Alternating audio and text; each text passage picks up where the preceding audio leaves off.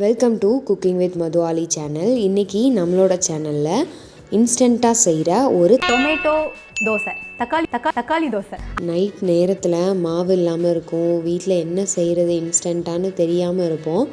அந்த டைமில் நீங்கள் இந்த ரெசிபியை ட்ரை பண்ணி பாருங்கள். கண்டிப்பாக ஒர்க் அவுட் ஆகும் அண்ட் டேஸ்ட்டுமே சூப்பராக இருக்கும்.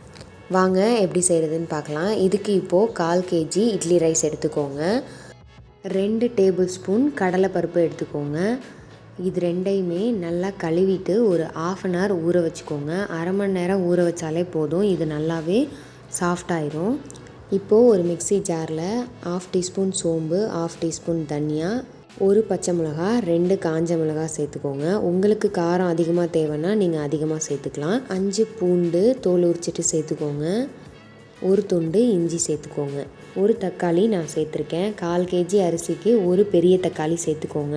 அதிகமாக சேர்த்திங்கன்னா தோசை புளிக்கிற மாதிரி இருக்கும். ஸோ 1 தக்காளியே இதுக்கு சரியாக இருக்கும். நீங்கள் அதிகமாக அரிசி எடுத்துக்கிறீங்க இல்லை எக்ஸ்ட்ராவாக செய்கிறீங்க அப்படின்னா அதுக்கு ஒரு 2 தக்காளி 3 தக்காளின்னு உங்கள் அளவுக்கு ஏற்ற மாதிரி சேர்த்துக்கலாம். இதெல்லாம் சேர்த்து ஃபஸ்ட்டு அரைச்சி எடுத்துருங்க. அதுக்கப்புறம் ஊற வச்சுருக்க கடலைப்பருப்பு, அரிசியை சேர்த்து பேஸ்ட்டாக அரைச்சிக்கோங்க. அதில் கொஞ்சமாக கருவேப்பிலை, கொத்தமல்லி கட் பண்ணி சேர்த்துக்கோங்க. மாவோட கன்சிஸ்டன்சி நல்லா தண்ணியாக இருக்கணும். தோசை மாவை விட நல்லா தண்ணியாக எடுத்துக்கோங்க. இப்போ நான் ஊற்றுறது அடை மாதிரி வரும்.